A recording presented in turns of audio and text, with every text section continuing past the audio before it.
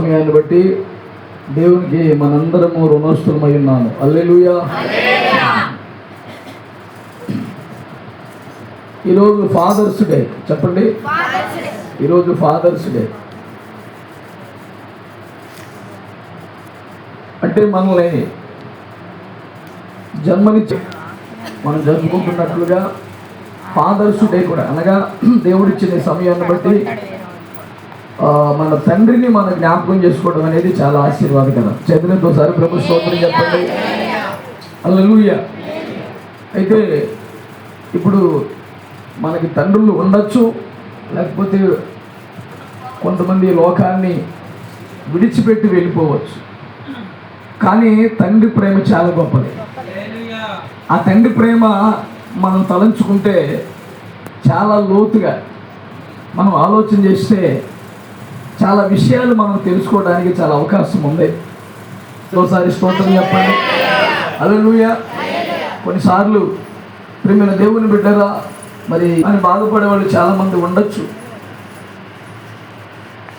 మరి ఆ భక్తిని లోటు చేసేది మన దేవుడు ఒక్కడే.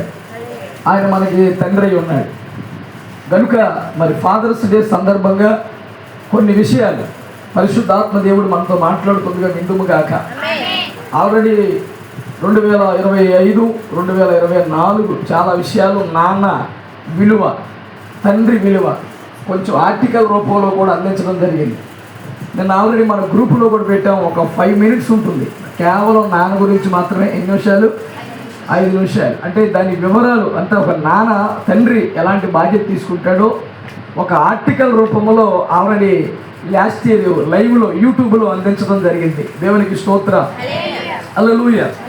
ఇంకా కొన్ని విషయాలు తండ్రి గురించి మనం వింటూ పరిశుద్ధ గ్రంథాన్ని జాగ్రత్తగా వినండి.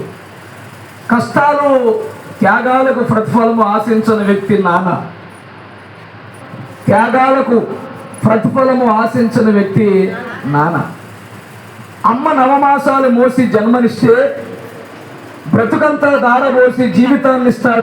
స్వార్థం లేని ప్రేమతో గుండెలపై ఆడించి బ్రతుకు మార్గము చూపే మార్గదర్శి నాన్న.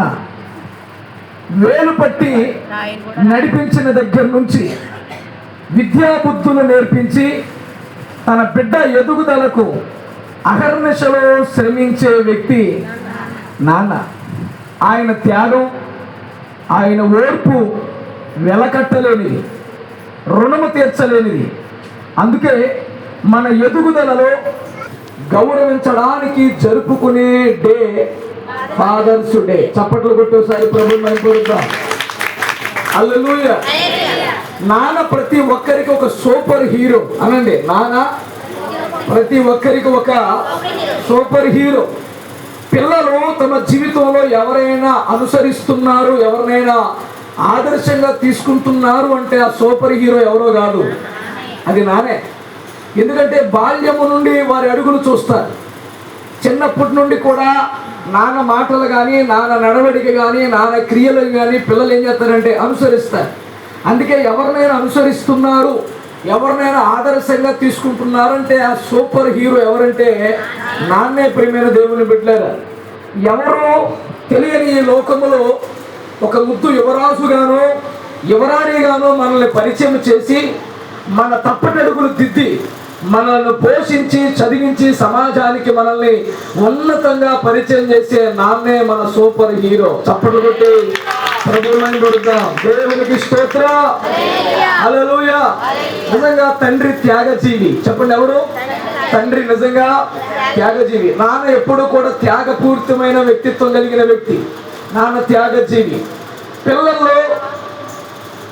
పిల్లల కళ్ళల్లో ఆనందం కోసం వినాలి. పిల్లల కళ్ళల్లో ఆనందం కోసం, వారి ముఖములో చిరునవ్వు చూడటం కోసం నాన్న తన సర్వస్వాన్ని కూడా త్యాగం చేస్తారు.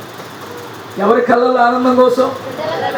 పిల్లల కళ్ళల్లో చెప్పు ఆనందము కోసం, వారి ముఖములో చిరునవ్వు చూడటం కోసం తన సర్వస్వాన్ని కూడా త్యాగం చేస్తాడు నాన్న.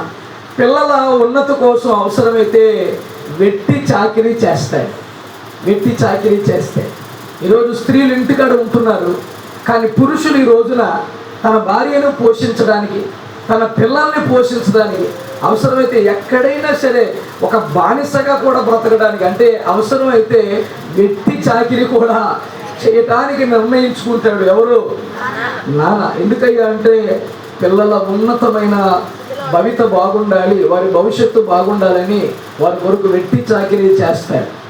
బాధ్యతగా చివరి వరకు బిడ్డల కోసం అండగా నిలిచే గొప్ప వ్యక్తిత్వం నాన్నది. చేతులెత్తి స్తోత్రం చెప్పండి.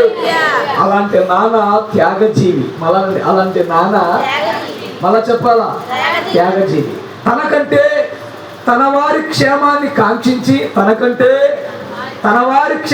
కాంక్షించి అనుక్షణము పనిచేసే కష్టజీవి. చెప్పండి బట్టి ప్రభుత్వ. హల్లెలూయా. అందుకే ప్రతి ఇంట్లో సూపర్ హీరో నానే. ఈరోజు ప్రతి ఒక్కరూ తాము సాధించిన ఘనత గురించి చెప్పుకుంటూ సమాజంలో ఉన్నతంగా బ్రతుకుతున్నారంటే అందుకు మూలం నానిచ్చిన స్ఫూర్తి. చప్పట్లు కొట్టేసారి ప్రభుత్వ. హల్లెలూయా. అందుకే ఈరోజు ఎవరిని గౌరవించే రోజు? ఈరోజు చెప్పున్నారా? తండ్రిని గౌరవించే రోజు. Father's Day. నిజంగా కష్టాలకు త్యాగాలకు ప్రతిఫలము ఆశించని ఎంతో కష్టపడతాడు, ఎన్నో త్యాగాలు చేస్తాడు, కానీ ఏ ప్రతిఫలము కూడా ఆశించరు. ప్రియమైన దేవుని బిడ్డల తండ్రి. ఈరోజు ఆ నాన్న వల్లే, ఆ తండ్రి వల్లే గొప్పోళ్ళైన మనందరం ఇక్కడ కూర్చున్నాం. చేతులెత్తి స్తోత్రం చెప్పండి. హల్లెలూయా. నేను అంటాను, తాగుబోతుడైనా సరే, అర్థమవుతుందా, మంచోడు కాకపోయినా సరే, కానీ ప్రేమ మాత్రం చాలా గొప్పది. చేతులెత్తి స్తోత్రం చెప్పండి. హల్లెలూయా. ఎందుకంటే ఎలాంటి వాడైనా తండ్రి పిల్లల్ని విడిచిపెట్టిన దాఖలాలు మనకి ఎక్కడా కూడా చెప్పాలి కనబడతాయా? కనబడవు. ప్రియమైన దేవుని బిడ్డలు. ఎందుకంటే తండ్రి ప్రేమ అంత గొప్పది. ఈరోజు మనందరం ఈ స్థితిలో ఉన్నామంటే మన వెనకాల ఒకటి గొప్ప దేవుడు ఉన్నాడు. చేతులెత్తి స్తోత్రం చెప్పండి. రెండవది, మనం ఎవరినైనా ఆదర్శం తీసుకోవాలంటే మనకి జన్మనిచ్చిన తల్లిదండ్రులే. చప్పట్లు కొట్టేసారి ప్రభుని మైపొరుతాం. నాన్న కష్టాన్ని ఎప్పుడు మర్చిపోకూడదు. అనండి మాట. నాన్న కష్టాన్ని ఎప్పుడు కూడా మనము మర్చిపోకూడదు. రాజులా బ్రతకాలని ప్రతి కొడుకు కలలకు అంటాడు, కానీ ఆ రాజభోగాల వెనక ఒక తండ్రి చెమట చుక్కలు, నిద్రలేని రాత్రులు, చెప్పుకోలేని త్యాగాలు దాగి ఉంటాయి. ఉంటాయా? ఉండవా? ఖచ్చితంగా ఉంటాయి. నా కొడుకు రాజులాగా బ్రతకాలని అనుకుంటాడు, కానీ ఆ రాజభోగాల వెనకాల ఎవరి చెమట ఉంది? అందరనండి. ఎవరి చెమట చుక్కలు ఉన్నాయి? కొన్ని నిద్రలేని రాత్రులు, చెప్పుకోలేని త్యాగాలు దాగి ఉంటాయి. తండ్రి తన జీవితాన్ని పిల్లల భవిష్యత్తు కోసం పరంగా పెడతాడు. తన కోరికలను చంపుకొని పిల్లల కోరికలు నెరవేర్చడానికి కష్టపడతాడు. హల్లెలూయా. కొడుకు ఏసీ గదిలో ప్రశాంతంగా నిద్రపోతుంటే తండ్రి మాత్రం ఎండలోను, వానలోను, చలిలోను కూడా కష్టపడుతూనే ఉంటాడు. ఇలాంటి పిల్లలు అంటే పిల్లలు ఇప్పుడు ఎక్కడ ఉన్నారు? ఏసీ గదిలో ఉన్నారు, కానీ తండ్రి ఎండలోను, వానలోను, చలిలో కూడా తన కుటుంబం కోసం, తన పిల్లల కోసం కష్టపడుతూనే ఉంటాడు. పిల్లలు ఉన్నత స్థాయికి చేరినప్పుడు వారి విజయాన్ని చూసి గర్వపడేది కూడా తండ్రి. చేతులెత్తి స్తోత్రం చెప్పండి. కానీ ఆ విజయానికి మూలమైన తన కష్టాన్ని ఎవరు గుర్తించకపోయినా ఆయన మాత్రం ఎప్పుడు చిరునవ్వుతూనే ఉంటాడు. తండ్రి ప్రేమ పెద్దగా మాటల్లో కనిపించదు, కానీ ఆయన చేసే ప్రతి త్యాగములో, ప్రతి చెమట బొట్టులో, ప్రతి బాధలో ఆ ప్రేమ నిండి ఉంటుంది. చేతులెత్తి ప్రభు స్తోత్రం చెప్పండి. మీరు ఈరోజు ఈ స్థాయిలో ఉన్న ఒక్కసారి మీరు వెనక్కి తిరిగి చూస్తే మీ విజయానికి పునాది వేసింది మీ తండ్రి కష్టమే. చప్పట్లు కొట్టి ప్రభు. మళ్ళానండి, మన విజయానికి పునాది వేసింది తండ్రి కష్టం. అందుకే నేను అంటాను, ఒకవేళ ఆ స్థానంలో తల్లి అయినా తండ్రి అయినా మీరు తల్లిదండ్రులను గౌరవించుదురుగాక. ఆమేనండి. ఈరోజు అలాంటి రోజులు లేకే ఈ మాటలు చెప్పాల్సిన పరిస్థితులు వస్తున్నాయి. చేతులెత్తి స్తోత్రం చెప్పండి. హల్లెలూయా. కొన్నిసార్లు కుటుంబాల్లో మనం ఉండాల్సిన విధానం లేకపోవటం వలన పిల్లల యొక్క అభిమానాలు, పిల్లల యొక్క గౌరవాలు కూడా మనం పోగొట్టుకుంటున్నాం. ఒక్కొక్క స్త్రీ కూడా భర్తని ఈరోజు కించపరిచేటట్లుగా పిల్లలకి నేర్పిస్తుంది.